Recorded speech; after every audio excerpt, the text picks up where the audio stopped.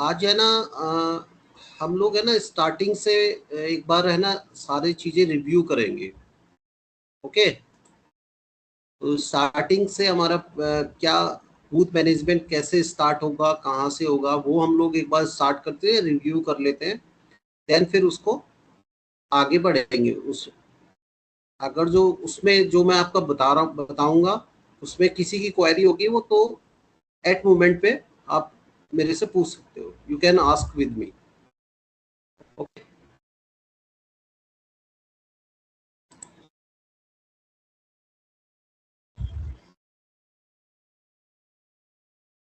Hello Ashutosh.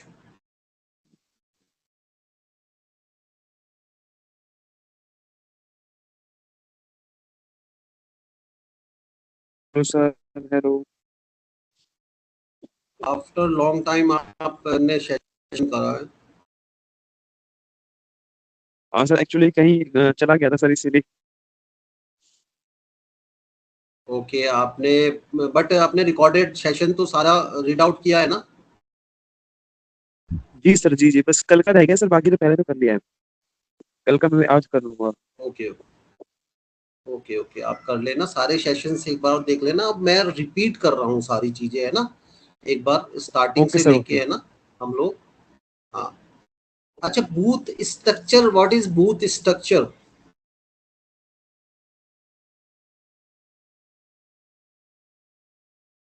Anyone can tell me, booth structure का क्या मतलब होता है?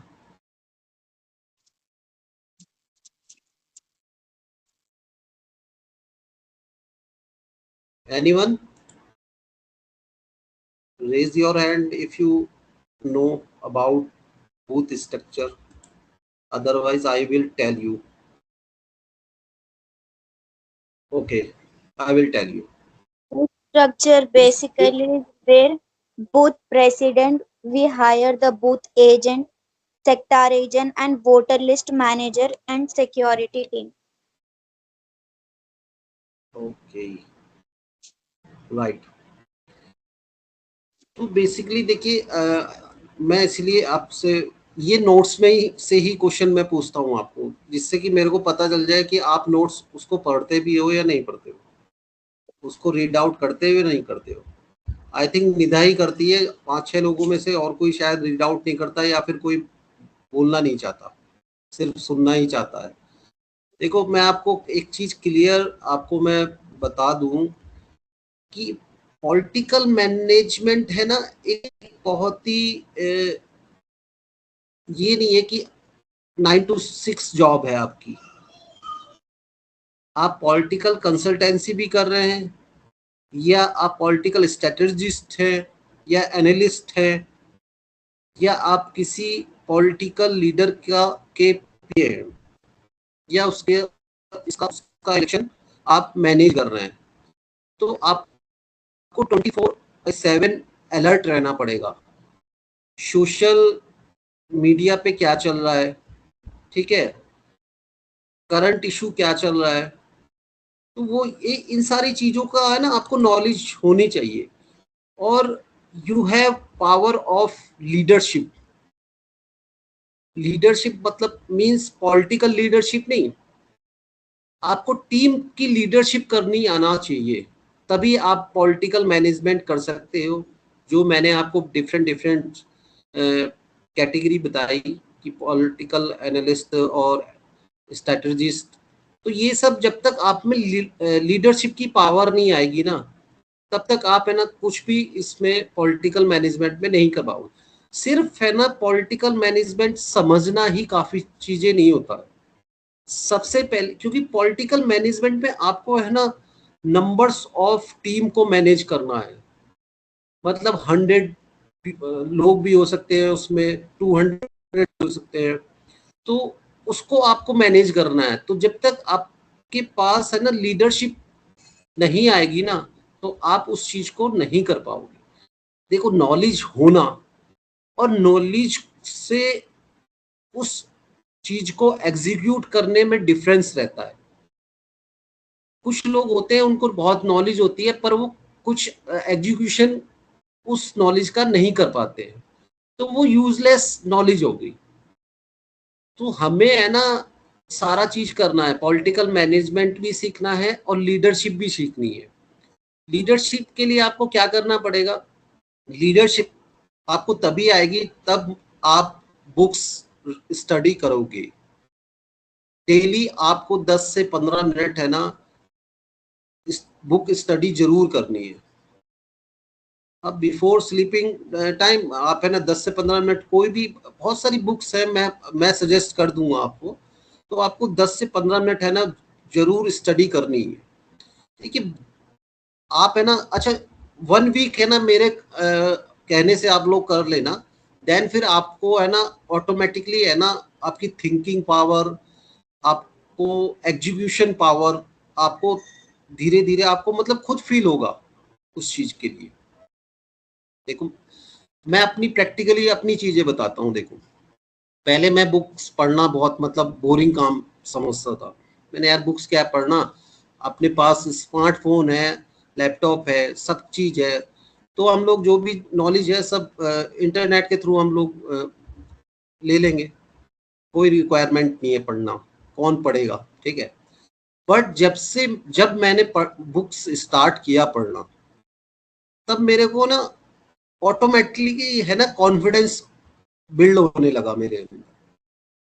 मैं पिछले 10 साल से है ना कोई भी बुक मोटिवेशनल से रिलेटेड, आप राजमानी को जानते हो जो इंडिया का नंबर 1 पॉडकास्टर है, उसको कितनी नॉलेज है, और आप उसके कभी पॉडकास्ट पर्सनली पॉडकास्ट स्टडी करना, या कोई भी जो मतलब जिसने लीडरशिप की है, जिसने अच्छी अच्छी बुक्स लिखी हैं, तो उन सब में एक कॉमन बात होगी, उनकी लर्निंग पावर बहुत होती है। Learning power in the sense कि बुक्स पढ़ना, ठीक है, किसी भी पब्लिक पॉलिसी पे कोई आर्टिकल लिखना, जब तक आप पढ़ोगे नहीं, जब तक आप है ना आप मेरी बातों को समझो, आपको लीडरशिप बहुत जरूर करना पड़ेगा, उस पर वर्कआउट करना पड़ेगा।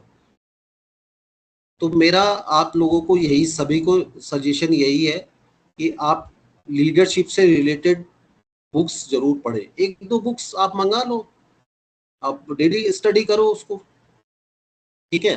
तो चलो ये तो बात हो गई लीडरशिप की। मैं इसीलिए आप लोगों को बोल रहा हूँ क्योंकि ये इन फ्यूचर आपको है ना रिक्वायरमेंट पड़ेगी इन चीजों की। जब आप 100 पीपल की टीम को आप लोग मैनेज करोगे ना, तो कैसे मैनेज करना है, कैसे उनको टास्क देनी है, सारा मैनेजमेंट चीजें सीखना है। इन पॉलिटिकल मैनेजमेंट, अगर जो आपने पॉलिटिकल मैनेजमेंट अच्छे से कर लिया, तो आप है ना किसी भी मैनेजमेंट कंपनी के लिए आप इजीली आप काम कर सकते हो। पॉलिटिकल मैनेजमेंट में इतनी पावर होती है, मतलब उसमें क्या है, देखो आप लीडर्स है, कोई भी एक लीडर होता है, तो उसमें सबसे बड़ी कैलिबर क्या होती है, लाइक मोदी जी है। मोदी जी आज प्राइम मिनिस्टर हैं, बट उनके ऑपोजिशन में कितने सारे लोग हैं, ठीक है, वो डेली कुछ ना कुछ उन पे एलिगेशन लगाते रहते हैं, उनको गालियां देते हैं। बच्चे आपने नीट वाले प्रोटेस्ट में आपने देखा भी होगा, उन लोगों को बच्चे 20-20 साल के लोग है ना, बच्चे है ना उनको गाली दे रहे हैं, बट उनमें है ना एक लिसनिंग पावर है। कोई भी कुछ भी बोलता रहे, बट उनको उनका अपना माइंड है ना बिल्कुल सेट है कि हाँ मेरे को ये चीजें करनी है। तो वही चीज है, आप लोगों को है ना लिसनिंग पावर, रीडिंग पावर बहुत जरूरी है। तभी आप लोगों में है ना पॉलिटिकल मैनेजमेंट की फीचर्स आएंगे। और लीडर्स, कोई भी लीडर्स देख लो आप, हम लीडर्स को है ना बोलते तो है ये खराब होते हैं, ये होते हैं, भ्रष्टाचारी होते हैं, कुछ भी बोलते रहते हैं, बट आप उन उनकी जगह है ना अपने आप को रख के देखो, वो कितने लोगों के फोन अटेंड करते हैं दिन में। 100 लोग कर रहे हैं, 200 लोग कर रहे हैं, ठीक है, कभी भी फोन आ जाता है। फिर अपोजिशन क्या कर रही है उस पे भी मॉनिटर करना है, अपनी टीम क्या कर रही है, मेरा फेस वैल्यू कैसे मेरे को जनरेट करनी है। तो वो उसका माइंड है ना, मतलब वर्ल्ड में सबसे hard job I think politicians की होती है। उसको 24 घंटे है ना जागना ही पड़ता है, 24 घंटे उसको दिमाग घुमाना ही पड़ता है, तब कहीं जाके वो पैशंस उसमें आते हैं। तो आप मेरी चीजों को समझो, जरूरी नहीं है कि मैं सारी चीजें जो बता रहा हूँ पॉलिटिकल मैनेजमेंट से रिलेटेड सिर्फ आपका उसी बताने से काम चल जाएगा। आपको मैं बार बार हर बैच में यही बोलता हूँ, जब तक आप रिसर्च नहीं करोगे, जब तक आप बुक्स नहीं रीड आउट करोगे, ठीक है, तब तक आप है ना एक परफेक्ट है ना एनालिस्ट या स्ट्रेटजिस्ट नहीं बन सकते। आप किसी प्रोजेक्ट के लिए है ना काम नहीं कर सकते, ठीक है। तो देखो चीजें तो मैं बता दूंगा, बूथ मैनेजमेंट क्या होता है, डेटा मैनेजमेंट क्या होता है, किस तरीके से होता है, वो सब सारी चीजें बता दूंगा। बट मे बी कि मेरे माइंड में उसमें कुछ ऐड ऑन करने की कैपेबिलिटी नहीं हो सकता है कि मेरी जो मैंने जो स्ट्रेटजी बनाई है या किसी लीडर ने कोई स्ट्रेटजी बनाई है उसमें आप अपना ऐड ऑन क्या कर सकते हो। भाई कोई भी स्ट्रेटजी है, ठीक है। अब मैं लाइव एग्जांपल आपको देता हूँ। दिल्ली की काउंसलर है बीजेपी की, एमसीडी की, उन्होंने मेरे से कहा कि आप मेरे लिए कोई ऐसी स्ट्रेटजी बना के दो जिससे मैं है ना मेरा पब्लिक में है ना पब्लिक से मैं डेटा भी ले सकूं और मेरे ऑफिस पे भी लोग आए। तो मैंने उनको सजेस्ट किया कि जितनी भी देखो सेंट्रल गवर्नमेंट आपकी है, स्टेट गवर्नमेंट आपकी है, एमसीडी गवर्नमेंट आपकी है, तो आप है ना गवर्नमेंट से रिलेटेड जितनी भी योजनाएं हैं, स्कीम्स हैं for voters and for peoples, तो वो आप है ना डोर टू डोर आप उसको है ना पहुंचाओ। उसको कैसे पहुंचाओ, आप अपनी टीम को डोर टू डोर भेजो, ठीक है। उनसे बताओ कि गवर्नमेंट्स की, स्टेट गवर्नमेंट की ये स्कीम्स है, सेंट्रल गवर्नमेंट की ये स्कीम्स है, एमसीडी की ये स्कीम्स है। देन अब जैसे आप है ना कोई सर्वे करने जाता है या आपके पास ही कोई सर्वे करने आया, तो आप क्या बोलोगे? हाँ, वो पूछेगा आपका नाम क्या, नाम बता दो क्या, आपका रिव्यू पूछेगा आपका, तो वो आप क्यों बताओगे? आज की हमारा माइंडसेट सभी लोगों का ये है कि जब तक मेरे को कुछ फायदा ना हो, मेरे को कोई बेनिफिट ना हो, तब तक मैं सामने वाले से बात भी करना पसंद नहीं करूंगा, ठीक है। तो जब मेरे और इवन पॉलिटिक्स के में तो खासकर वोटर्स है ना क्यों अपनी इंफॉर्मेशन देगा, या आपसे ही कोई पूछने लगे, कोई आपका लीडर्स का कोई बूथ एजेंट या कोई भी आए यार आपसे जनरली इंफॉर्मेशन ले, फोन नंबर मांगने लगे, तो वो आप क्यों दोगे? नहीं दोगे। जब मैं उसको बोलूंगा कि आपको मैं स्टेट गवर्नमेंट की स्कीम्स में या गवर्नमेंट की किसी भी योजना में आप है ना एलिजिबल हो सकते हो, जब मेरे को लगेगा कि मेरा बेनिफिट होगा, मेरे को इस योजना में 10,000 महीना, 2,000 महीना पेंशन मेरी मदर की या फादर की, या लाडली बहन योजना है उसमें मेरा हो सकता है, तो मैं आपको सारी इंफॉर्मेशन दूंगा और आपके ऑफिस भी आऊंगा और आपको डॉक्यूमेंट भी दूंगा।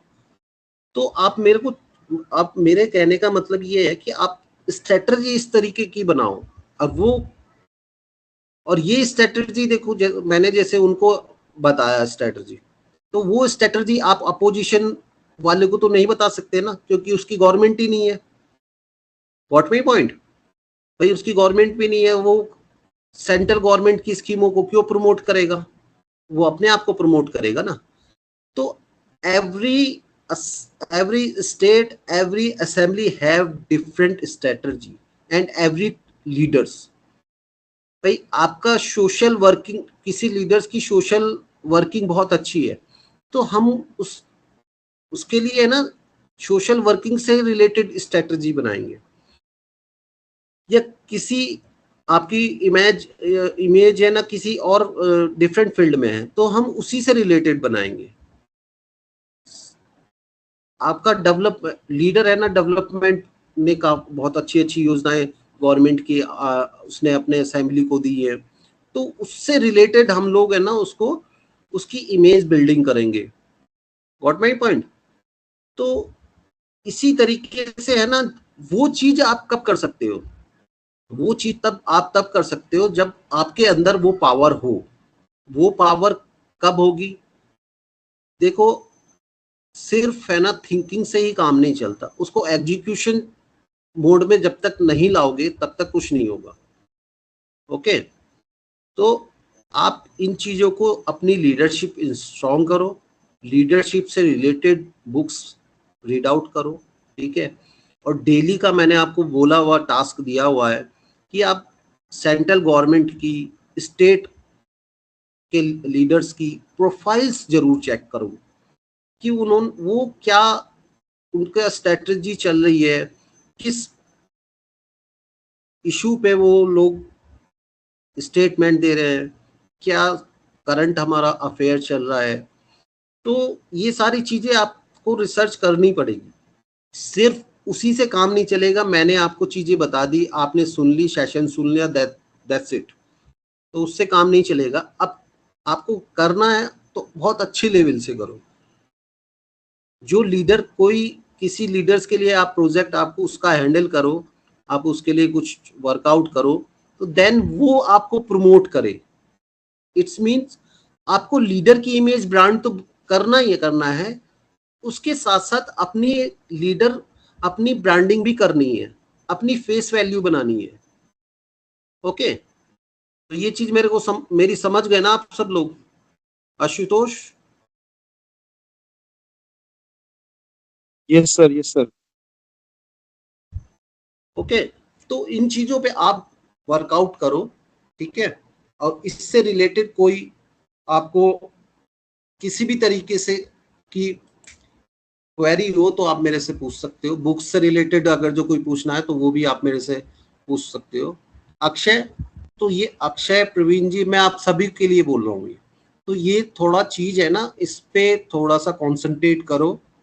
डेली आप मेरे को 1 घंटा तो दे नहीं रहे हो, ठीक है, वीक में 2 या 3 दिन आप देते हो, तो आप एक फिक्स ही कर लो आप कि पूरे वीक में है ना 7 डेज में मेरे को हाफ आवर अपने पॉलिटिकल मैनेजमेंट से रिलेटेड मेरे को वर्कआउट करना है। चाहे वो टाइम फिक्स कर लो आप, ठीक है। अब आते हैं बूथ स्ट्रक्चर क्या होता है। तो बूथ स्ट्रक्चर में निधा ने सही कहा कि उसमें बूथ प्रेसिडेंट भी रहते हैं, जो बूथ की कमेटी होती है। देखो, बूथ मैनेजमेंट कमेटी से ही स्टार्ट होता है और कमेटी पे ही एंड हो जाता है। मतलब इट्स मीन जब स्टार्टिंग आपकी कमेटी बनाने से होगी, कमेटी में बूथ कमेटी तब तक नहीं होगी तब तक आप कुछ भी बूथ पे नहीं कर सकते, क्योंकि जब फर्स्ट तो आप है ना अपने प्लेयर्स ग्राउंड पे उतारोगे ना, तभी तो गेम खेल पाओगे। What my point? जब ग्राउंड पे आपके प्लेयर्स ही नहीं होंगे या डंप प्लेयर्स होंगे तो आप कैसे वो गेम विन कर सकते हो? ओके, तो booth structure is a numbers of team. आपकी टीम कौन कौन सी है? एक टीम तो बूथ मैनेजमेंट हो गया, एक हमने लास्ट टाइम हमने बोला था कि इन्फ्लुएंसर्स हो गए, वॉलंटियर्स हो गए, जो हमारे लिए इंडोर काम करते हैं। ओके, तो ये सारी चीज है ना, बूथ स्ट्रक्चर का पोलिंग डे तक का है ना काम रहता है। बूथ कमेटी का पोलिंग डे तक का काम रहता है, ठीक है। तो उसमें बूथ अध्यक्ष भी हो गया, यूथ का आपका लीडर्स भी हो गया। जैसे होते हैं ना एरियाज में छोटे छोटे लीडर्स होते हैं जो वार्ड का इलेक्शन लड़ना चाहते हैं, ठीक है, तो वो भी अपने आप को लीडर से कनेक्ट करना चाहते हैं कि भाई लीडर्स वो विन हो गया, जीत जाएगा, तो हम भी है ना, हमारा भी वार्ड्स में हो सकता है हमें टिकट मिल जाए और हम लोग जीत जाए। तो वो उन लीडर्स को फाइंड आउट करना है। तो कुल मिला के है ना, हमें एक टीम बिल्ड करनी है जिसको हम बोलेंगे कि हमारा पूरा एक बूथ स्ट्रक्चर रेडी हो गया। देन हम लोग बूथ पे एक्सरसाइज करेंगे, डोर टू डोर जाएंगे। ठीक है, अब बूथ स्ट्रक्चर में आप क्या क्या आप लोग कर सकते हो, क्या क्या कर सकते हो आप बूथ स्ट्रक्चर में, किस तरह की, बताओ कोई, बूथ स्ट्रक्चर में कौन कौन हो सकते हैं? सर बूथ प्रेसिडेंट होगा, उसमें महिलाओं का हाँ। एक लीडरशिप, महिलाओं की लीडरशिप होगी, यूथ की लीडरशिप होगी। ऐसे कुछ हम्म। चुनिंदा लोग रखेंगे जो उनका इन्फ्लुएंस उस वार्ड में या उस क्षेत्र में उसका थोड़ा बहुत इन्फ्लुएंस हो उन लोगों का। जैसे कोई हम्म। समुदाय के लोग जो चौधरी लाइक होते हैं ना, कि मतलब समुदाय के मुखिया हो हाँ गए, हाँ। या कुछ इस प्रकार के हम्म। लोगों को हम इसके अंदर वो करेंगे। बाकी हम्म। कुछ ऐसे लोगों को हम सर एज अ इन्फ्लुएंसर वो करेंगे, जहाँ वहाँ के लोग जिनको अपना एज अ इन्फ्लुएंसर मानते हो कि हाँ यार ये बढ़िया है, उनकी बात मानते हो, ऐसे लोगों को हम कुछ अपनी तरफ से करने का प्रयास करेंगे। Right right. कुल मिला के हमें बूथ पे है ना अपनी एक है ना पर्सनल टीम खड़ी करनी है, और सबको कितने वहां पे पॉलिटिकल एक्टिव है, कितने सोशल वर्कर्स वहां पे एक्टिव है, उन सब का पूरा एक डेटा बनाना है। ठीक है, क्योंकि इलेक्शन में है ना वही लोग हमें वोट दिलाएंगे भाई। जब किसी हम लोग सपोज दैट कि हमने डॉक्टर्स की एक लिस्ट बनाई, ठीक है, तो डॉक्टर्स की लिस्ट से हम जब उनसे मीटिंग करेंगे तो हम लोगों को उनको चीजें बताएंगे कि भाई हम डॉक्टर्स के लिए हम क्या कर सकते हैं। ओके, हम मंदिर के लिए क्या कर सकते हैं, मस्जिद में क्या कर सकते हैं, ठीक है, गुरुद्वारे में क्या कर सकते हैं। ठीक है, तो इन सब चीजों की जब तक लिस्ट नहीं बनाओगे, सबसे पहले काम है ना हमारा लिस्ट बनाने का ही होता है। फर्स्ट स्टेप इज आपकी बूथ कमेटी रेडी हो, उसमें क्या क्या, कौन कौन, किस किस की क्या रेस्पॉन्सिबिलिटी है, वो सारी डिस्ट्रीब्यूट हो। तो वही तो निकालेंगे फिर लोग, वही तो निकालेंगे कि मंदिर कितने हैं, मस्जिद कितने हैं, उन पे सोशल वर्कर कितने हैं, यंग लीडर्स कितने हैं, यूथ पे सोशल मीडिया पे कौन एक्टिव रहता है, तो वही टीम तो निकालेगी। तो वो पूरा एक स्ट्रक्चर होता है। जब तक आप स्ट्रक्चर नहीं बनाओगे तब तक आप बूथ पे कुछ भी नहीं कर पाओगे। तो इसी तरीके से अब उनको बूथ कमेटी बन गया, ठीक है, फिर हमारा डोर टू डोर भी हमने कर लिया। अच्छा, इससे पहले है ना एक स्टेप और कर सकते हैं। If you have a fresh candidate, मतलब कोई आपका है ना क्लाइंट है ना फ्रेश कैंडिडेट है, मतलब उसने कभी इलेक्शन लड़ा नहीं है, लड़ा भी है तो हार गया है, तो उसके लिए और हमें ज्यादा एक्टिवली काम करना पड़ेगा। कैसे काम करना पड़ेगा? फर्स्ट स्टेप आता है हमारा उस पर्टिकुलर असेंबली का सर्वे करना। ठीक है, वो देखो बूथ कमेटी वाला काम तो चलता रहेगा, उससे पहले हम किसी टीम को हायर करेंगे और एज ए मीडिया जो सर्वे कर सके, ठीक है, या किसी एनजीओ के थ्रू हम लोग सर्वे करा सकते हैं, मीडिया के थ्रू करा सकते हैं। तो हम लीडर का नाम लेके सर्वे नहीं करा सकते। उस चीज को आप समझने की कोशिश करना। अब जब आपके पास कोई लीडर्स का नाम लेके आएगा, या जब आपके इलेक्शन के टाइम पे कोई वोट के लिए आपके पास आता है, भाई बीजेपी का है या कांग्रेस का है, तो आप किसी को कहते हैं कि भाई हम तुम्हें वोट नहीं देंगे, हम तो बीजेपी को देंगे। वो बहुत रेयर केस होते हैं, वो सबको बोलते हैं कि हाँ आपको ही वोट देंगे, बट इंटरनली उनके माइंड में क्या चल रहा है वो फिक्स है, या फिर वो वेव का इंतजार वेट कर रहे हैं। वेव मींस कि भाई किसका वेव चल रही है, किसका माहौल चल रहा है असेंबली में। वो लास्ट डे तक, पोलिंग डे से पहले तक है ना, वो यही रिसर्च करते रहते हैं कि किसकी वेव चल रही है, हम लोग उसको ही दे देंगे। मतलब वोटर्स का भी है ना डिफरेंट डिफरेंट कैटेगरीज होती हैं। एक तो फिक्स होता है कि एक होता है पार्टी का वोट्स, ठीक है, कि वो तो पार्टी को डलेगा ही, चाहे कैंडिडेट कोई भी हो, ठीक है। एक हो गया कि हाँ भाई ये इसने सोशल वर्क अच्छा किया है, इसको हम लोग इस बार वोट करेंगे, ठीक है।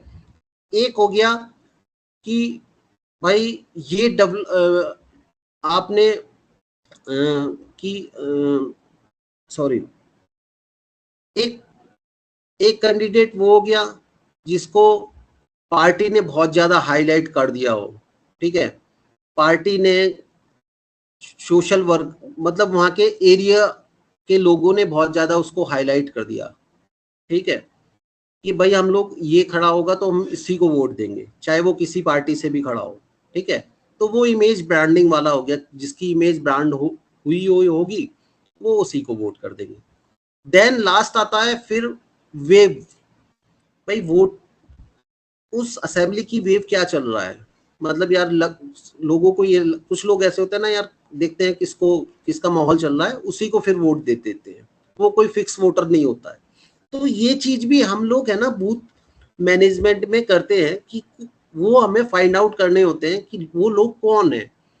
भाई 30% सपोज दैट कि फिक्स वोट है कि बीजेपी को ही पड़ेगा, अब वो कैसे पता लगाओगे आप, मेरे को आप बताओ जरा, टेल मी समवन, कि कोई वो फिक्स वोटर है तो वो लीडर्स को कैसे पता चलेगा, या बूथ कमेटी को कैसे पता चलेगा। सर भाई हर एक इलेक्शन, हाँ जी सर, हाँ एक तो बताइए। एक तो उनकी ऑर्गेनाइजेशन से कितने वॉलेंटियर जुड़े हुए हैं, जैसे बीजेपी की, हम्म आरएसएस, बजरंग दल से कितने लोग जुड़े हुए हैं, हम्म और किसी पर्टिकुलर जगह पे कौन सी कास्ट है। जैसे हम्म अपर कास्ट जो है वो मेनली बीजेपी को ही वोट करती है। हम्म तो फिर इन ओके सब सिनेरियो को देखते हुए थोड़ा सा वोटर टर्नआउट जो है वो एनालाइज करना थोड़ा आसान हो जाता है। ओके। एक सर उनकी उनकी प्रोफाइल्स को और उनकी एक्टिविटीज को हमें स्टॉक करना पड़ेगा, उससे हमें पता चलेगा कि कौन व्यक्ति किसका वोटर है। लाइक मैं एग्जांपल दूं, अगर कोई सिटी हाँ एरिया है, कोई अर्बन एरिया है, उसमें हम्म सोसाइटी में रहने वाला व्यक्ति जो है, या मतलब जो वहाँ का लोकल नहीं है, जो सिर्फ काम करने आया हुआ, हम्म उसके सर मोस्ट ऑफ जो पीपल्स हैं उनका माइंड सेट होता है कि हमें बीजेपी को ही वोट देना है। और जो वहाँ के हम्म लोकल लोग हैं वो सोचते हैं कि जो भी लोकल रिप्रेजेंटेटिव आएगा, वो भले बीजेपी से आए, कांग्रेस से आए, हमें उसको वोट देना है। तो सर वो उनकी ओके। आइडियोलॉजी को, उनकी जो एक्टिविटीज हैं, वो किस किस चीज में एक्टिव हैं, वो किस फील्ड में आगे बढ़ रहे हैं, है ना, क्या क्या काम कर रहे हैं। जैसे सर बहुत सारे एनजीओ हैं जो काम तो सिर्फ एक निष्पक्ष रूप में, है ना, मतलब ऐसा काम करते हैं कि वो कोई भी पार्टी से, किसी भी उससे जुड़े हुए नहीं है, लेकिन उनकी एक्टिविटीज कुछ कुछ ऐसी होती है कि वो इन्फ्लुएंस कर जाती है कि या तो वो मतलब कांग्रेस के प्रवृत्ति के लोग हैं, या वो राइट या लेफ्ट प्रवृत्ति के लोग हैं। तो उनकी एक्टिविटीज से हमें सर पता चलता है जो उनके मतलब आइडियोलॉजी है, उनका काम करने का तरीका है। ये सब हमें सर ध्यान में रखना चाहिए। ओके ओके, ठीक है, ये भी ठीक है। राम जी आप कुछ बोल रहे थे।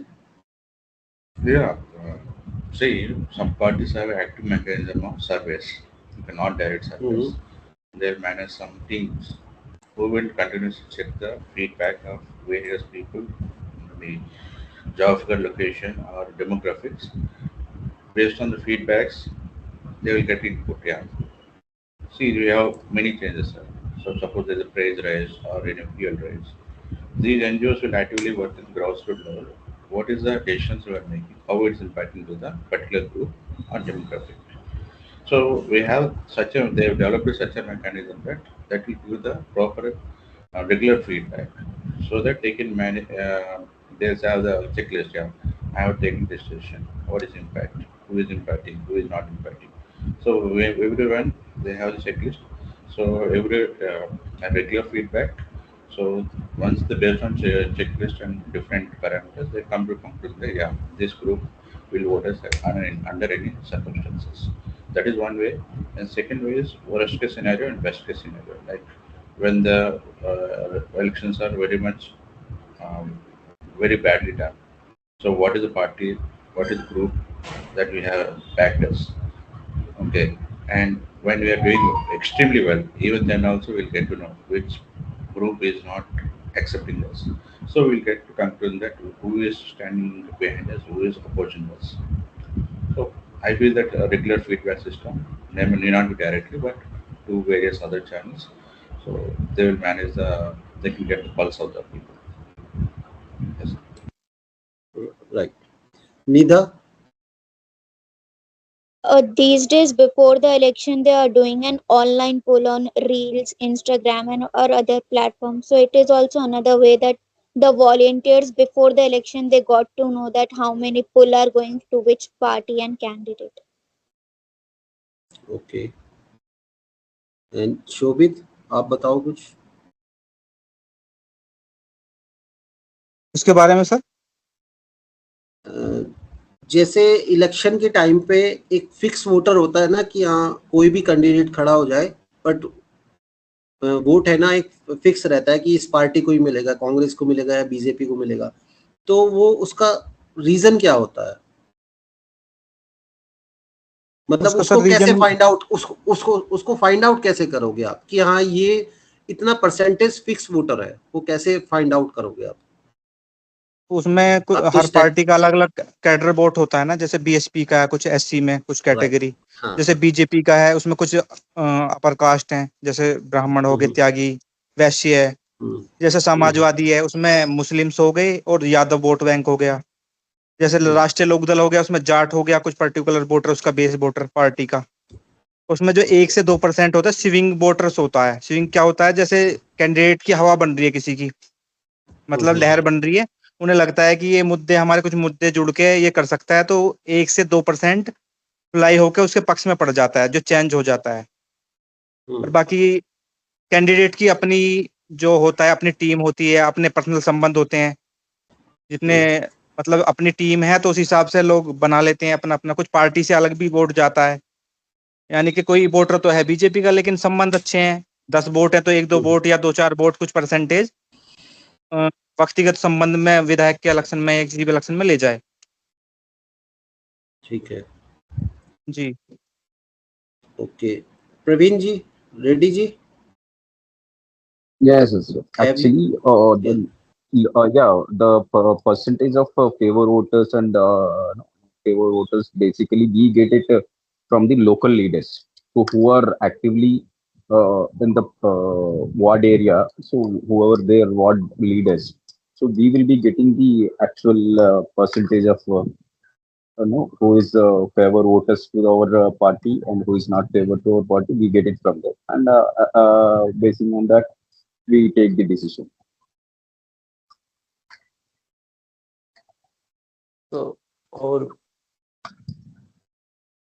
और बाकी स्कीम्स से भी जो है वो वेरियस पार्टी जो है मोबिलाइज करती हैं। जैसे पिछली बार जो हिमाचल इलेक्शंस में थे, वो काफ़ी जो बीजेपी वोटर्स थे उन्होंने भी जो है कांग्रेस को वोट किया था, क्योंकि कांग्रेस ने ओपीएस का वादा किया था, तो काफ़ी जो है वो वोटर जो है वो कांग्रेस की तरफ शिफ्ट हो गया था। तो जो स्कीम्स होती हैं उससे भी थोड़ा सा ये पार्टीज जो है एनालाइज कर सकती हैं कि इतने रिटायर्ड एम्प्लॉयज हैं जिन्हें एनपीएस है, तो ये अगर हम ओपीएस स्कीम अगर लागू कर देते हैं तो ये सारा हमारी तरफ मोबिलाइज हो जाएगा। हाँ, ये मुद्दे भी इफेक्ट डालते हैं, जैसे किसी मुद्दे पे कोई कैटेगरी है या वैसे है, जैसे अब लेटेस्ट में देखे तो यूजीसी वाला चल रहा है, इस पे जो नल में कुछ ऐसा घटत बढ़त हो सकती है, 1-2% इधर उधर हो जाता है। जैसे कि ये लोकसभा चुनाव हुआ था 2024 का, जो ये ठाकुर वोट था कट गया था बीजेपी से, नहीं मिला था पश्चिम में, सारे में लॉस हो गया था पार्टी को। जैसे कैराना सीट है और मुजफ्फरनगर सीट है, इन सीटों पर लॉस देखना पड़ा कुछ मुद्दों को लेके। ये कुछ मुद्दे होते हैं, इन पे भी इफेक्ट पड़ता है चुनाव में, कुछ घट भी जाता है, कुछ बढ़ भी जाता है। ओके, आप सभी लोगों के पॉइंट्स कुछ परसेंटेज तक ठीक है, ओके हैं, अपने अपनी पॉइंट पे ठीक है, बट आप सब लोग है ना एक चीज भूल गए हो। आप 6 लोगों में से कुछ परसेंटेज तक राम ने कुछ उस वहां तक गए, बट एग्जैक्टली वहां तक नहीं पहुंच पाए। ठीक है, आप लोगों ने डेटा का कुछ बात ही नहीं की। आपने पॉइंट ऑफ व्यू बता दिया कि हाँ कास्ट से ऐसे हो सकता है, राम ने बोला कि एनजीओ से के डेटा से कुछ हो सकता है, अक्षय ने भी सब अपनी पॉलिसी से रिलेटेड कुछ बोल दिया। सभी के पॉइंट ऑलमोस्ट ठीक है अपनी अपनी जगह, बट आप एक चीज भूल गए हो। हमारा जो फिक्स वोटर है, एग्जैक्टली आप कैसे पता करोगे कि ये तो फिक्स वोट है? वो आप लोगों को पता चलेगा लास्ट के 3 या 4 इलेक्शन का रिजल्ट देख के। उन 3 या 4 इलेक्शंस में उस पर्टिकुलर बूथ पे कितने वोट बीजेपी के थे, कितने कांग्रेस के थे, कितने अदर्स के थे। आप प्रीवियस डेटा भी तो एनालाइज करोगे कहीं ना कहीं। वो डेटा तो झूठ नहीं बोलेगा। इन पॉलिसी से इफेक्ट पड़ेगा। I understood, I agree with you, all of you, with you, but आप डेटा एग्जैक्टली पॉइंट तो भूल ही गए। Yes, tell me Nida. Sir, as you said, to check the last previous year's data, but what if that Yes. every year there is almost a swing voters, as we have seen that recent 35 years of BJP dominance on by-election recently in Bihar. Now they have changed and choose to another. Prashant Kishore has won that. So, like, Okay. despite looking at previous data, their dominance was there for about 30 years, but still he had made it possible this time. So how much certain extent that previous data can help the political parties to know that um, how many percentage fixed voter that they have, because we are seeing that every time, despite being dominance in that particular year, they are losing it. Okay, you are right. अब मैं उसका मैं चीजें बताता हूँ आपको। आप ये बोल रहे हो कि पिछले 30 साल से वो लोग हारे नहीं है वहां पे, बट वो बाई इलेक्शन हार गए। क्यों हार गए आप?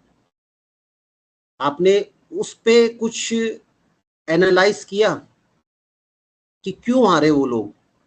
बीजेपी पूरा एक स्टेट का स्टेट जीत रहे हैं, ठीक है, कई स्टेट उन्होंने इलेक्शन जीत लिया, वो एक सीट क्यों हार रहे हैं? उसका आप थोड़ा एनालाइज करते हैं आप लोग। अब उसका मैं रीजन बताता हूँ। इन 14 year when come Narendra Modi and BJP government, आपने कितने बाई इलेक्शन का रिजल्ट देखा है और कितने इलेक्शंस में बीजेपी जीती है? जितने भी बाई इलेक्शंस Recently हुए in हैं, Madhya Pradesh also they have हाँ lost. मैं बता रहा हूँ, उसी पॉइंट पे आ रहा हूँ मैं। तो बाई इलेक्शन पे ये फोकस ही नहीं करते। ये बाई इलेक्शन को एक स्ट्रेटजी का पार्ट होता है। बाई इलेक्शन, आप हर मैच जीत रहे हैं, हर इलेक्शन जीत रहे हैं, तो पब्लिक के माइंड में क्या होगा, यार कुछ ना कुछ तो गड़बड़ है। जैसा कि अपोजिशन भी बोलते हैं कि ईवीएम हैक हुई है। ओके, ईवीएम हैक हुई है, ठीक है। अब ईवीएम हैक क्यों नहीं हुई है? अब जो वोटर्स है ना, वो सारे चीज सोचता है कि यार ये अपोजिशन वाले ईवीएम हैक का बहाना मारते हैं जब इलेक्शन हार जाते हैं, तो अब इलेक्शन ईवीएम हैक क्यों नहीं हुई? उनके लिए एक सीट इतनी बहुत छोटी चीज है वो, या फिर बहुत बड़ी चीज नहीं है वो। उनके लिए वो इजीली आप जीत सकते हैं उस पर्टिकुलर सीट पे।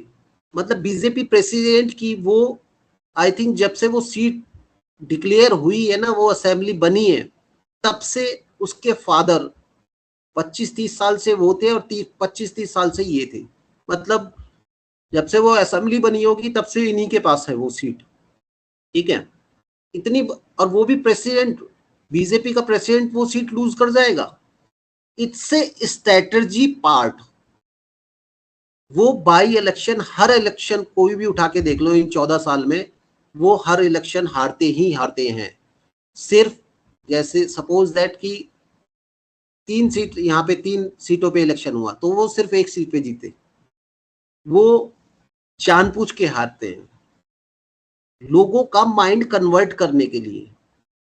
ठीक है, कन्वर्ट क्यों करने के लिए?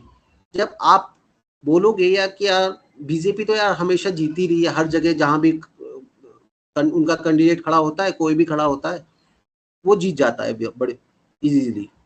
तो क्यों जीत जाता है? ईवीएम, यार राहुल गांधी सही कहता है, ये लोग ईवीएम हैक करते हैं।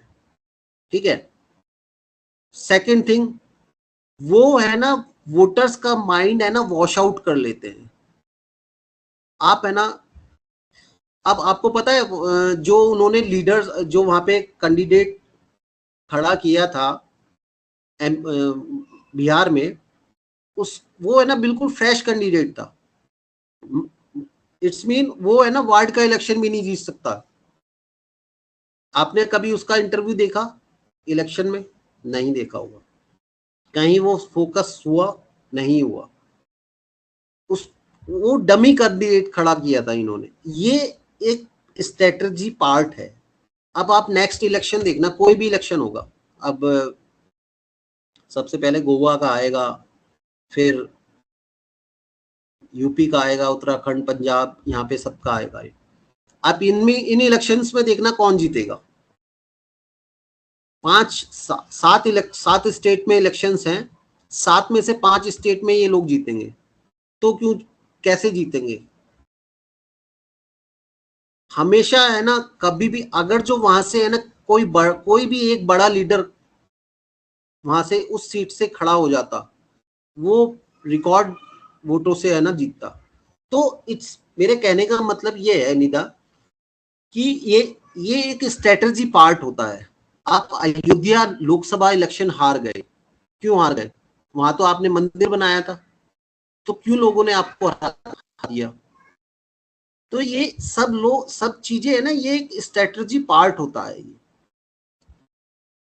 तो यही हम लोगों को सीखना है इस इलेक्शन को। Every election you should analyse in deeply, उसका क्यों हारते हैं आप। अच्छा, 14 साल में आप है ना पूरा, आप अपनी अपनी सब रिपोर्ट्स बनाओ।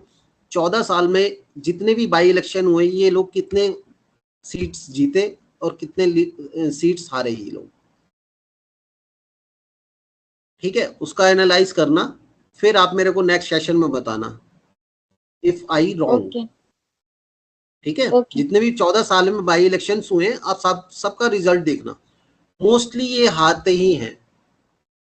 वो रीजन यही होता है, उनके लिए स्टेट जरूरी है, ना कि एक सीट।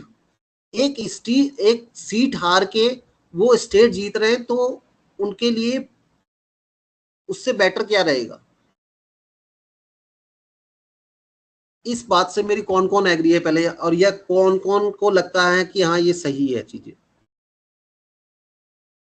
आप लोग भी तो भाई यस सर, इलेक्शन बिल्कुल बिल्कुल जीतते हो। सर, बिल्कुल, ये बिल्कुल सही है सर। तो it's a strategy part. Second thing आपको चीजें बताता हूँ।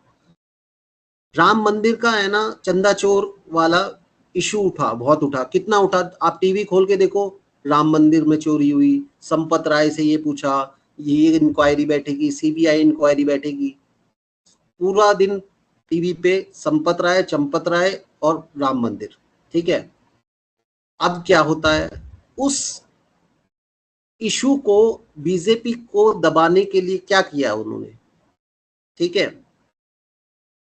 आपने उसको खड़ा कर दिया, सोनम को खड़ा कर दिया कि तू धरने पे बैठ।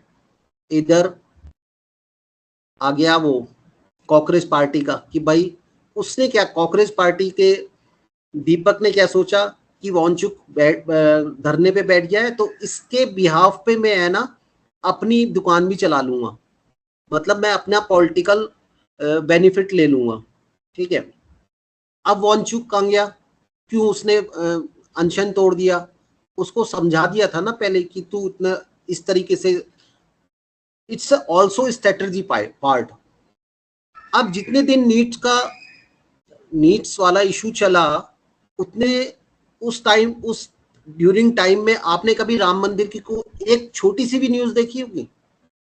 नहीं देखी होगी। एक छोटी सी की हाईलाइट भी आ रही है कि हाँ इंक्वायरी चल रही है या क्या चल रहा है? कुछ नहीं है। सब कि जैन जी ने नीट का वो कर दिया है, राहुल गांधी उतर गए हैं, और वांचुक ने ये कर दिया है, कॉकरोच पार्टी ये कर देगी, ठीक है। वो सारा लोगों के माइंड ही वॉश कर दिया है। आप ये बहुत मतलब ये स्ट्रेटजी पार्ट होता है। आप हमेशा है ना जीतते रहोगे, जीतने से कुछ नहीं होता है। आप हारोगे तब फिर जीतोगे तो आपको लगेगा, वोटर्स का भी रहेगा कि हाँ यार ये सही जीत रहे हैं। कि भाई अगर जो कोई गड़बड़ होती, ईवीएम में गड़बड़ होती, तो यार ये इलेक्शन भी ये लोग जीत जाते। एक सीट की तो बात थी, और वो भी प्रेसिडेंट के इलेक्शन की। भाई प्रेसिडेंट की 50 साल से सीट पे जो है बीजेपी, उस सीट पे आप लोगों को कोई ऐसा कैंडिडेट नहीं मिला जो वो जीत सकता हो, जिसपे बोलना नहीं आ रहा, जिससे ये भी नहीं बोलना आ रहा कि हाँ आप लोगों की क्या स्ट्रेटजी रहेगी, आप इस खड़े हो, क्या क्या आप करोगे, उससे ये भी नहीं बोला जा रहा। तो आप मेरे कहने का मतलब ये, मैं बार बार वही चीज पहले जो मैं कह रहा था, आप लोगों मतलब इन पार्टियों की है ना, आप सोशल मीडिया हैंडल आप रीड आउट किया करो, न्यूज़पेपर पढ़ा करो, बुक्स पढ़ा करो, तब आपको स्ट्रेटजी पता चलेगी कि हाँ ये लोग इस तरीके से भी स्ट्रेटजी लेते हैं। अब नॉर्मल वोटर को तो ये नहीं पता ना। अब जो जो वोटर बीजेपी का था, वो उस टाइम कह रहा था हाँ यार राम मंदिर पे चोरी करा है यार, बीजेपी वाले ये गलत है, ठीक है। अब बहुत ज्यादा हाइप हो रहा था मामला, तो वो वॉश आउट लोगों के माइंड करने के लिए इन्होंने नीट वाला मामला, वो चाहता अमित शाह चाहता तो वो प्रोटेस्ट एक दिन भी नहीं चलता, एक दिन भी, विद इन 1 आवर। वो सोनम को लेके गए, कुछ फिर ले गए ना, उसको किसी के बस की नहीं था। तो आप स्ट्रेटजी समझो कि वो किस तरीके से क्या प्लानिंग करते हैं। जब भी बीजेपी को ये लगता है कि इस मुद्दे से हमें लॉस होगा या लॉस हो रहा है, तो वो लोगों का माइंड ही वॉश आउट कर देते हैं।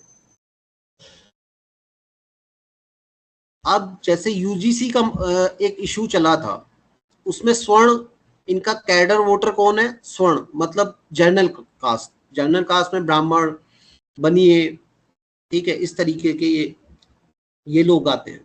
तो वो यूजीसी का इशू है ना बहुत ज्यादा चला नहीं। क्यों नहीं चला? तो उसको है ना स्ट्रेटजी इस तरीके से बना दिए कि वो फ्लॉप हो गया, ठीक है। चल रहा है, इंटरनली चल रहा है। देखो आज की डेट में, हाँ Nida tell me.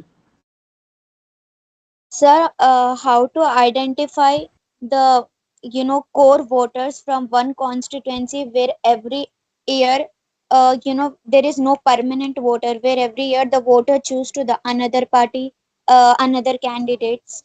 So what is the alternative to the data? Like for example, if any assembly is there where every time for some constituency one leader is fixed, one party always win those constituency, but for those constituencies where every time the party changes and the candidate also changes, where the voters are in swing, voters are most, so how to I got to know that at least this percentage of vote share will have before election? देखो उसका आपने बहुत अच्छा question किया है। उसका example मैं देता हूं आपको। राजस्थान है, राजस्थान में एक टर्न पे बीजेपी आएगी, एक टर्न पे कांग्रेस आएगी, ठीक है। वहां पे क्या है, अब उसको कैसे आइडेंटिफाई करोगे, किस तरीके से करोगे कि हाँ चलो एक पर्टिकुलर असेंबली के लिए आपको तैयारी किसी के कराना है, तो वो कैसे करोगे? तो डेटा उसमें है ना, हमें है ना डेटा उस पर बहुत ज्यादा काम करना पड़ेगा। देखो प्रीवियस इलेक्शन का रिजल्ट हम लोगों के पास आ गया, सर्वे का डेटा हमारे पास आ गया, ठीक है। बूथ पे हमारी क्या सिचुएशन है एट प्रेजेंट, बूथ पे लोगों का माइंडसेट क्या हो रहा है इस बार, ओके, तो वो ये सारी चीजें देखो, कोई भी स्ट्रेटजी फिक्स नहीं होती निदा। फर्स्ट थिंग कि आप है ना, या फिर आपका परफेक्ट ये चीज नहीं बोल सकते कि हम डेटा के बिहाफ पे हमारा फिक्स वोटर हो जाएगा कि ये इतना वोट तो हमें मिलेगा ही मिले, ये ऐसा कुछ नहीं होता। ठीक है, हाँ आप आइडिया लगा सकते हो कि लास्ट 3 इलेक्शन में इस बूथ पे हमें 200 वोट्स मिले थे, तो नेक्स्ट कमिंग हमारे इलेक्शन में भी हमारे 200 फिक्स होंगे।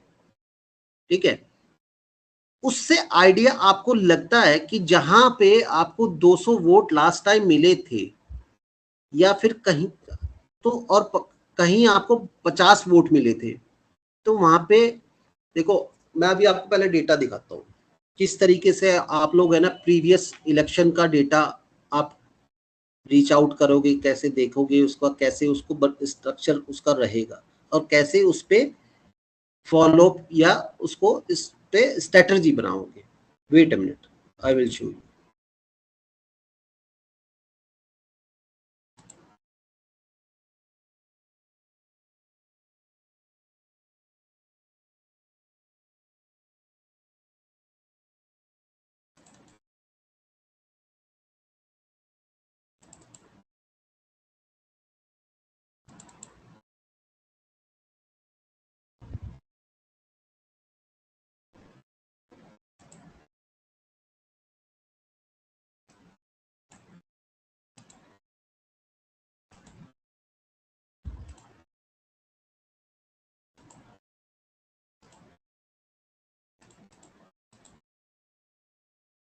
Okay, are you visual this screen? सभी को विजुअल है ना ये स्क्रीन? हाँ जी। ओके, अब देखिए इस ये है ना लास्ट हमारे 3 इलेक्शंस का है ना रिजल्ट है। इसमें कौन कौन से इलेक्शंस हैं हमारे? इसमें फर्स्ट इलेक्शन का रिजल्ट है एमसीडी 2022, देन फिर आता है लोकसभा 24, देन फिर आता है असेंबली इलेक्शन 25। तो ये हमारे पास 3 डाटा हो गए। अब इसको हमने कैसे सेग्रीगेशन किया हुआ है, क्या इसका रिजल्ट रहा है? अब आप ये चेकआउट कीजिए कि total number of booth number 90 में 1225 वोटर्स थे टोटल। बीजेपी को कितना पोल आउट हुआ? 383। ओके, फिर लोकसभा इलेक्शन में बीजेपी को कितने वोट आउट हुए? 565। ओके, विधानसभा में कितने हुए? 519। समझ गए ना? तो इसमें आप इससे क्या आप आइडिया लगाओगे? हमने एक छोटा इलेक्शन देखा, फिर एक बहुत बड़ा इलेक्शन देखा, फिर एक छोटा इलेक्शन देखा, मतलब हम ग्राउंड लेवल तक हम लोग गए। भाई एमसीडी का भी हमने देखा, क्योंकि एमसीडी में लोग किस ब्याह पे वोट देते हैं कि भाई मेरे नाली की सफाई होगी, या मेरी सड़क बनेगी, या मेरा पानी का मुद्दा होगा, उसके ब्याह पे वोट देते हैं। अब आप ध्यान से सुनना ये बात किसी को समझना है तो दोबारा से पूछ लेना। एमसीडी का इलेक्शन एक 50 से 60 बूथ का इलेक्शन होता है, उसमें कितने वोट होते हैं? 60-65 हजार, 65,000 ओनली अप्रोक्सीमेटली, जस्ट आईडी। ठीक है, तो उसमें क्या है, हमें उस पर्टिकुलर बूथ पे मिले 383। ओके, देन आता है लोकसभा का इलेक्शन 2 साल बाद। 2 साल बाद उस पर्टिकुलर बूथ पे हमें 565 वोट मिले, मतलब कि जस्ट डबल मान सकते हो आप। ओके, फिर हमारा 1 साल बाद फिर इलेक्शन आया, असेंबली का इलेक्शन आया। असेंबली के इलेक्शन में हमारा वोट कितना रहा? 519। तो आप इससे आइडिया लगा सकते हो कि ये वाला बूथ है ना हमारा अप्रोक्सी 40% ये बीजेपी के फेवर में है। 40 नहीं, आई थिंक अप्रोक्सी 60%। ये 60% वोटर्स यहाँ पे है ना बीजेपी के फेवर में है। ठीक है, क्योंकि हमने एमसीडी का इलेक्शन भी देख लिया, लोकसभा का इलेक्शन भी देख लिया और विधानसभा का इलेक्शन भी देख लिया। अब देखो तीनों इलेक्शन में डिफरेंस क्या होता है। एमसीडी के इलेक्शन में देखते हैं कि कौन हमारे लोकल इश्यूज पे काम करेगा, कौन हमारे पानी की समस्या दूर करेगा, कौन हमारे साफ सफाई कराएगा, ठीक है, उसके बिहाफ पे इलेक्शंस होता है। ठीक है, वो देखते हैं कैंडिडेट। जितना छोटा इलेक्शन होगा उसमें है ना, देखते हैं कि कैंडिडेट कौन खड़ा है, वो कोई पार्टी से हो या ना हो। ठीक है, फिर आ गया लोकसभा का इलेक्शन। लोकसभा के इलेक्शन में हम लोग पीएम देखते हैं कि यार प्रधानमंत्री बनना चाहिए मोदी या फिर राहुल गांधी। ठीक है, तो एक सेकंड, तो वो लोकसभा का इलेक्शन देखते हैं कि हम लोगों को पीएम किसे बनाना है। ओके, सिंपल सी बात है कि बीजेपी का सही रहेगा या कांग्रेस का सही रहेगा। ठीक है, उसके बिहाफ पे हम देते हैं।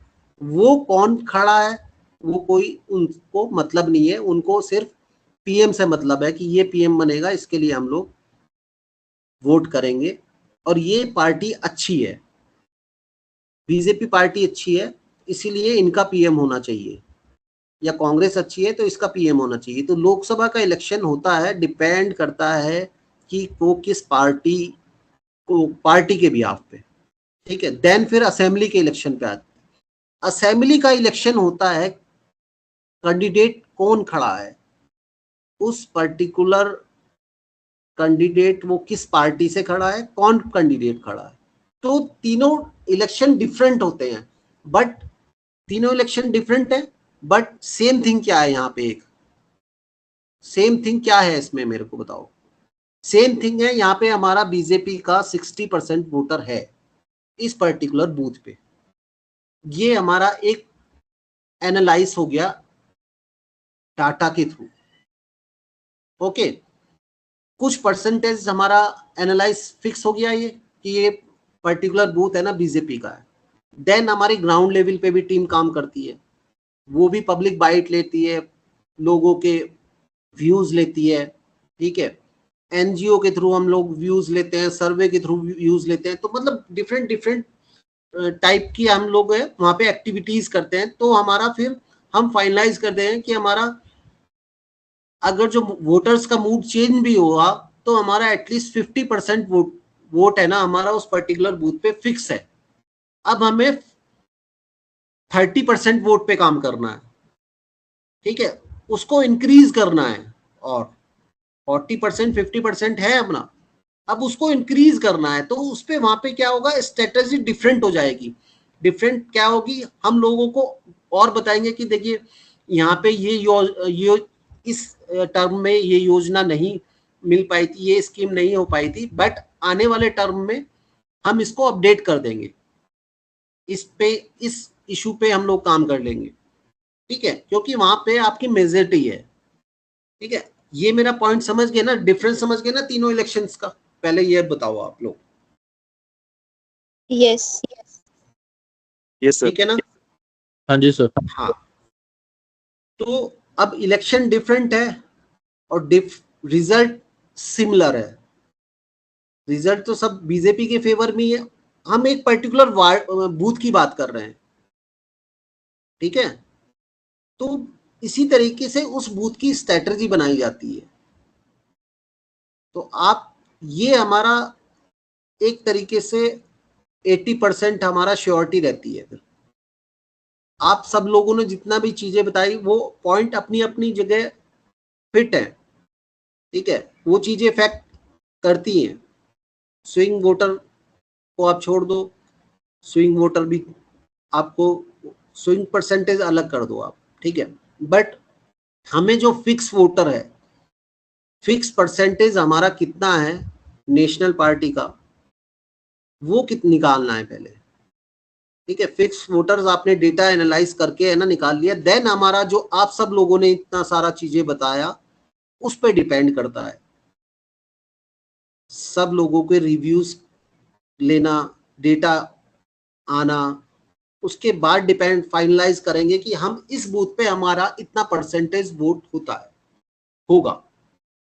और यही जो अच्छा, इस बैच में नहीं, एक बैच में पूछा था कि how to find out media person कि ये इतना परसेंट मतलब यहाँ पे है ना ये जीतेंगे, ये किसी कास्ट के थ्रू जीते हैं, मतलब हाँ, उसने यही पूछा था कि यहाँ पे इस असेंबली में यादवों ने जिता दिया या ब्राह्मणों ने जिता दिया या SC ST ने जिता दिया, तो वो कैसे मीडिया वालों को पता चलता है? तो मीडिया वाले भी इसी तरीके से, उनकी एनालिसिस टीम होती है, वो लास्ट के इलेक्शन देखते हैं, पब्लिक का मूड देखते हैं, ठीक है, उसके बिहाफ पे वो लोग, और देन फिर जब रिजल्ट आ जाता है तब उनको क्लियर हो जाता है कि हाँ, ये इस बिहाफ पे ये लोग इस कास्ट की वजह से या इस इश्यूज की वजह से वो लोग जीते। अब कोई पर्टिकुलर इशू होगा तो उससे रिलेटेड रिलीजन भी तो होंगे ना, मेरा पॉइंट समझना आप। भाई कोई इशू होगा तो उससे रिलेटेड रिलीजन भी तो होंगे ना। सपोज दैट कि राम मंदिर है, तो राम मंदिर से रिलीजन से जुड़ा हुआ एक इश्यूज है, उस पर सिंपल है हिंदू एंड मुस्लिम। भाई हिंदू ने कि भाई ये गलत हो रहा है, भाई कोई भी पार्टी है भाई गलत किया ये, ठीक है। फिर अब देखो एक चीज इसमें और हुआ था, जो ये राम मंदिर वाला इशू हुआ था, इसमें एक चीज और हुई थी जिससे लोगों का माइंड वॉश आउट करने की उन्होंने कोशिश की थी। उनकी क्या स्ट्रेटजी थी कि यूपी में एक जगह डिस्ट्रिक्ट पड़ता है बरेली, वहां के एक मौलवी थे या मौलाना थे जो भी थे, उन्होंने ये कहा कि ये अल्पसंख्यकों में भी होता है, जो मस्जिदों में पैसा मिलता है या फिर डोनेशन मिलती है या मदरसों के लिए जो डोनेशन मिलती है उसमें भी चोरी होती है। तो लोगों का माइंड चेंज हो गया कि यार, फिर लोगों ने क्या सोचा, यार ये तो सभी जगह होती है चोरी। अब लोग क्या सोच रहे हैं कि सिर्फ राम मंदिर में ही। अच्छा, सेकंड थिंग, अभी तक कुछ कहीं पे मंदिर सब सही चल रहा था, ठीक है, राम मंदिर का इश्यू ओपन हुआ, देन बद्रीनाथ पे भी चोरी होती है, सिद्धि विनायक में भी चोरी हो रही है, सब जगह चोरी हो रही है। तो ये गवर्नमेंट को भी पता है, सभी को पता है, बट ये चीजें हाईलाइट करने की कोशिश की, बट पब्लिक का माइंड वॉश आउट कर दिया। किसके थ्रू? कोई नया इश्यूज हाईलाइट करके या रिलीजियन के थ्रू करके, जैसे वो मैं मौलाना वाली बात बताता हूँ। Yes, tell me. Sir, I started analyzing the news. Okay. But Okay. Based on your points earlier said, I also analyzed the news. But I feel so. This is the strategy of BJP for upcoming elections manifesto. The manifesto could be free temples from government protection. That's the strategy that BJP want to use in the long term from all the events that are happening right now.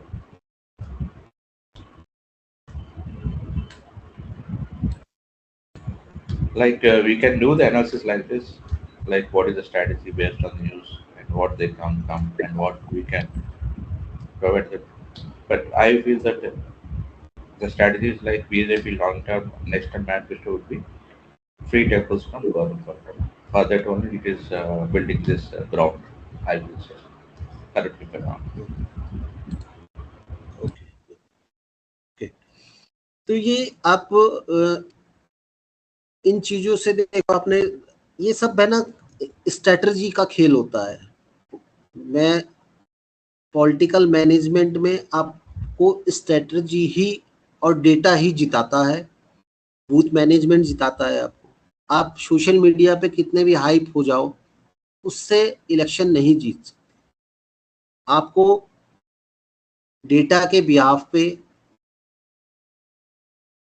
Behalf पे आप लोग strategy बनाओ, booth management, booth structure आप बहुत strong करो, then you can win.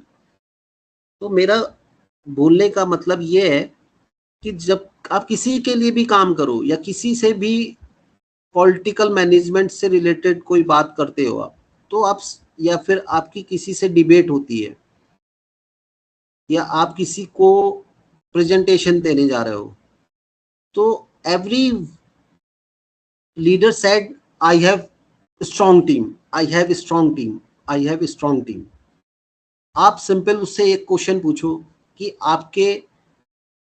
आपके पास कितना voters का डेटा है, आपके 10 लोग आपको उस पर्टिकुलर बूथ में और उनकी क्या रेस्पॉन्सिबिलिटी है और उनका क्या रिजल्ट है, क्या वो रिपोर्ट आपको देते हैं। सिर्फ ये 2-3 क्वेश्चन पूछ लेना, उसका सारा चीज क्लियर हो जाएगा। वो के बाद फिर आपसे कुछ बोलने लायक नहीं रहेगा। तो स्टाइल में Sir, you have said that in a municipal election the ward numbers are different and in assembly also. So in the Lok Sabha also the for same assembly the booth numbers are different. No, उसका भी मैं बताता हूँ। देखो, लोकसभा में क्या होता है कि नंबर्स ऑफ असेंबली की एक लोकसभा बनती है। मतलब एक Yes. लोकसभा में 3 या 4 या 5 असेंबलीज होती हैं, बट बूथ नंबर असेंबली का सेम रहता है क्योंकि वो रिलेटेड है असेंबली से। लोकसभा इसे आप ये मान के चलो, लोकसभा एक मॉनिटर है, बट उसमें डिफरेंट डिफरेंट स्टूडेंट हैं और डिफरेंट डिफरेंट नंबर्स हैं उनके, उनका एक पर्टिकुलर फिक्स नंबर है। समझे ना? बूथ नंबर सेम रहेगा असेंबली का, लोकसभा वो चेंज नहीं होगा। और आप बोल रहे हो कि आपने वार्ड से रिलेटेड भी कुछ बोला था ना? Because you said the booth number will change in municipal election for votes for one assembly. हाँ, तो वो है ना बूथ, वो बूथ नंबर है ना वार्ड का होगा, असेंबली का फिक्स बूथ नंबर होता है। ठीक है, वो देखो, वार्ड है ना असेंबली में से ही तो आया है, असेंबली का ही तो 4 पार्ट या 5 पार्ट करके वार्ड बने हैं। तो अब Yes. ठीक है, तो अब इलेक्शन में इलेक्शन कमीशन तो वार्ड के हिसाब से बूथ नंबर आइडेंटिफाई करेगा ना, वो असेंबली के बिहाफ पे तो आइडेंटिफाई नहीं करेगा। जब आपका, हाँ, उसमें ऑब्लिक कर देते हैं वो लोग, कुछ लोग, कि हाँ ये जैसे सपोज दैट कि बूथ नंबर वार्ड का 1 है, तो वो असेंबली में होगा 10 या 12 या 14 या 15 16 जो भी होगा, तो वो 1/16 वो बूथ की वो आइडेंटिटी एक अपने लिए, वो बूथ की आइडेंटिटी लीडर्स अपने लिए करता है। ओके, बट जो इलेक्शन कमीशन का जो बूथ नंबर होगा वो 1 ही होगा, ऑन पेपर वो 1 ही होगा। वो हम इसलिए करते हैं कि हमें डेटा एनालाइज करने में, डेटा फैच करने में हमें इजी हो जाता है। वोटर लिस्ट तो डिफरेंट रहती है, बट हमें एक अपनी असेंबली का, जब जैसे भाई हम किसी असेंबली में हमारा लीडर, बीजेपी का लीडर्स फाइट किया किसी ने, ठीक है, वो जीत गया, तो वो अपने अकॉर्डिंग चलेगा ना, अपने बूथ के अकॉर्डिंग चलेगा ना कि मेरे बूथ में, मेरे बूथ नंबर का एमसीडी में कौन सा नंबर है। तो मतलब don't be confuse, in simple चीज है कि वार्ड का बूथ नंबर चेंज होता है असेंबली से, असेंबली का बूथ नंबर लोकसभा से चेंज नहीं होगा, उनका सिमिलर रहेगा। जब आप रिजल्ट देखोगे ना, असेंबली का रिजल्ट देखोगे, तो उसमें क्या होगा, उस पर्टिकुलर, मैं आपको दिखाता हूं, आई will show you Lok Sabha election result.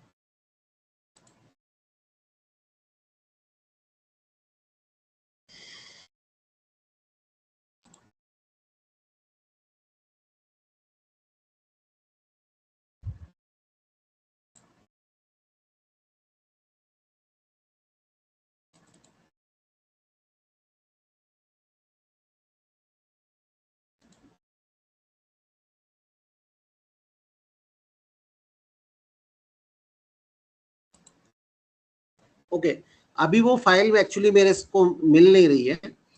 उसमें क्या होता है कि वो 5 असेंबली या 3 असेंबली जो होती हैं पर्टिकुलर, वो पूरी एक फाइल में उसकी पूरी अलग अलग आती है कि उस लोकसभा में जो पर्टिकुलर असेंबली है उसका रिजल्ट ये है, सेकंड असेंबली का ये रिजल्ट है और थर्ड का ये रिजल्ट है।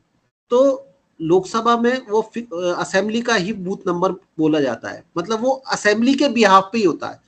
बोलते उसको लोकसभा का इलेक्शन है, बट जो सारा सिस्टम है जो वर्कआउट करता है वो असेंबली के अकॉर्डिंग ही करता है।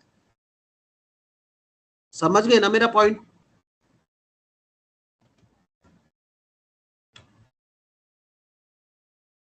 Yes. So if we want to know the voter list for Lok Sabha Assembly, so we can easily check on state or directly on ECI we have to see.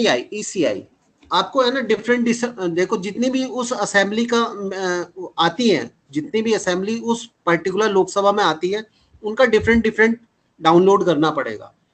वो same process है जैसे हमारा assembly का है। देखो process सब same है, सारा चीज सेम है, बट वो क्या है, एक चीज बना दिया है कि multiple assembly have one Lok Sabha, उसका सिर्फ नाम लोकसभा है, बाकी जो इलेक्शन प्रोसेस है सारा कुछ सेम है। ये चीज आप सिंपल से समझो। Okay Okay. And any have any question?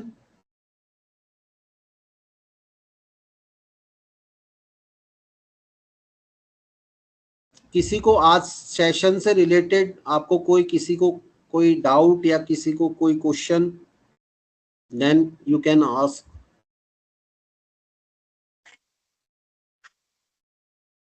Sir Himachal की लोकसभा और जो लेजिस्लेटिव असेंबली है उसमें जो वोटर टर्नआउट है वो दोनों में बड़ा ज़्यादा डिफरेंस है। यानी जैसे कि लेजिस्लेटिव असेंबली में कांग्रेस को 41% मिला था और बीजेपी को भी 41%, सिर्फ 0.80% का ही फर्क था। पर जब लोकसभा में देखा तो कांग्रेस को 41 और बीजेपी का लगभग 60 से भी ऊपर था। तो इतना डिफरेंस। देखो मैंने आपसे अभी क्या कहा, अभी आपको मैंने 3 डेटा दिखाया था ना, वार्ड का, लोकसभा का और असेंबली का। लोकसभा का से आप डिफरेंट इलेक्शन की कंपेयर कर ही नहीं सकते। वहां पे है ना वो देखते हैं कि किस पार्टी का हमें पीएम बनाना है, ठीक है, लोकसभा में, ठीक है। असेंबली में होता क्या है कि कौन हमारा प्रतिनिधि बनेगा, कौन हमारे काम कराएगा, कौन हमारी असेंबली को डेवलप करेगा। ओके, ठीक है, तो वो चीज समझो। बूथ वार्ड में वो देखेंगे कि कौन हमारे लिए हमारी साफ सफाई कराएगा, कौन पर्सन है ना एक्टिव है, सोशल में एक्टिविटी करता रहता है, और वो इन चीजों का ध्यान रखे। तो तीनों इलेक्शंस में है ना डिफरेंट है, तो और रिजल्ट भी डिफरेंट रहेगा, ठीक है। आप असेंबली और वार्ड का एक तरीके से सिमिलर कह सकते हो, बट लोकसभा का है ना थोड़ा डिफरेंट रहता है। उसमें सिर्फ, और होता भी है, उसका रीजन मैं बताता हूं। जब वोटर्स कम होते हैं ना, तो मल्टीपल, देखिए वार्ड में आपने देखा होगा बहुत सारे कैंडिडेट फाइट करते हैं, ओके। असेंबली में काफी सारे लोग फाइट करते हैं, ठीक है। बट जब लोकसभा का इलेक्शन होता है तो वहां पे कोलैबोरेशन हो जाता है कि भाई बीजेपी वर्सेस, मतलब नेशनल पार्टियों का इलेक्शन हो जाता है वो, ठीक है। तो ये डिफरेंस होता है उसमें। और उसमें छोटे छोटी जो पार्टीज के वोटर्स रहते हैं ना, जैसे सपोज करो यूपी है, यूपी में समाजवादी पार्टी है, कांग्रेस है, बीएसपी है, ठीक है, बीजेपी है और कांग्रेस भी है। अब लोकसभा की जो मेन पार्टी कौन है, बीजेपी और कांग्रेस, ठीक है। देन तो अब यूपी में जब इलेक्शन होगा मतलब जो लोकसभा का जब इलेक्शन होगा तो यूपी में क्या होगा, यूपी में कांग्रेस और एसपी में गठबंधन हो जाएगा, कोलैबोरेशन हो जाएगा, ठीक है, और छोटी छोटी पार्टियों में वो बड़ी पार्टियों में कोलैबोरेशन हो जाता है। तो जो डिफरेंट वोटर रहता है ना, वो भी फिर नेशनल पार्टी के लिए हो जाता है। फिर वो किसी भी पार्टी का वोटर्स हो, भाई वो समाजवादी का पार्टी का वोटर हो, बीएसपी का हो, या ओवैसी जी के पार्टी का वोटर्स हो, बट जब इलेक्शन लोकसभा का आ जाएगा तो वो क्या है, कोलैबोरेशन के कारण है ना, वो वोटर सिर्फ कांग्रेस का हो जाएगा, ठीक है। जैसे आपने देखा होगा, लोक दल आपने सुना होगा, अक्षय जानता होगा, शोभित भी जानता होगा, आई थिंक निदा और राम नहीं जानते होंगे। लोकसभा इलेक्शन में लोकदल और बीजेपी का कोलैबोरेशन हो गया था। वेस्टर्न यूपी में लोकदल का बहुत वर्चस्व है, मतलब बहुत स्ट्रांग है, तो उन दोनों का कोलैबोरेशन हो गया था। देन वो और विधानसभा में दोनों अगेंस्ट लड़े थे, ठीक है। तो वोटर जो विधानसभा का वोटर्स दूसरी पार्टी का होगा, वो भी लोकसभा में बीजेपी का हो गया।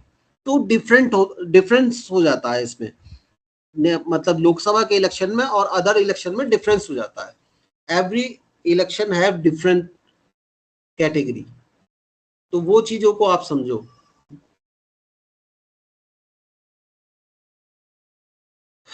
Okay okay, end of session. आज अच्छा सेशन रहा। आप लोग क्वेश्चन करते हो तो बहुत अच्छा लगता है। क्वेश्चन ऐसे ही करोगे ना तो उस क्वेश्चन में थोड़ा डीपली चले जाते हैं हम लोग, फिर उसी से नॉलेज आप लोगों को बढ़ेगी। अब जैसे वो स्ट्रैटेजी वाला मामला, जैसे निधा ने बहुत अच्छा क्वेश्चन किया था कि फिर उसी से अब निधा के माइंड में उस टाइम जब तक मैंने नहीं बताया था तो उसको ये चीज उस बीजेपी की स्ट्रैटेजी का आइडिया ही नहीं था उसको। अब मैंने उसको ये अपनी उनकी स्ट्रैटेजी बताई है तो वो फिर एनालाइज करेगी। अब निधा, अब आप दोबारा से एनालाइज करना, देन फिर बताना आपको कि मैं कितने % मेरा आइडिया सही है, या उनकी स्ट्रैटेजी मैंने कितने % तक उनकी अंडरस्टूड की है। ओके, तो मैं बार बार वही चीज कहता हूँ, रिसर्च जरूर करा करो आप। उनके पॉलिटिकल पार्टियों के प्रोग्राम क्या क्या हो रहे हैं, किस इशू पे वो काम कर रहे हैं, क्या इशू अभी करंटली चल रहा है, और उसके लिए क्या स्ट्रेटजी हो सकती है। स्विच कैसे हो जाता है कोई भी इशू एकदम से, स्विच राम मंदिर का और नीट वाला स्विच कैसे हो गया एकदम से। तो वो ही चीज आप लोगों को सोचनी है, वो ही स्ट्रेटजी होती है। ओके, ठीक है। Sir, do share that file of when you get that Sorry? Lok Sabha result Okay. I will share. file. I will share. And that आपको of one you have showed last 3 years data. मैं ये share कर दूंगा ये, but ये मैं अभी आपको इसलिए शेयर नहीं कर रहा क्योंकि ये है ना डेटा मैनेजमेंट वाला मॉड्यूल्स है, क्योंकि बूथ मैनेजमेंट और डेटा मैनेजमेंट पैरेलल चलता है, तो इसीलिए मैं बीच बीच में आप लोगों को दिखा देता हूं कि जिससे आपको आइडिया हो जाए। बट ये टोटली है ना बूथ डेटा मैनेजमेंट का मॉड्यूल है। But I will send you, मैं सारे वो फाइलें आपको भेज दूंगा, उससे और आपको बेटर आइडिया हो जाएगा, ठीक है। अब आपको है ना, अब आप है ना लास्ट, चलो वो नेक्स्ट सेशन में मैं आपको बताऊंगा कि हम लोग ये डेटा किस तरीके से बनाएंगे और किस तरीके से आप लोगों को भी बनाना है, ठीक है। तो नेक्स्ट सेशन में मैं आपको बताऊंगा। अब maybe next session maybe on Sunday और मंडे। ओके, मैं कंफर्म कर दूंगा आपको सेशंस का। Okay, end of session. Bye bye all of you.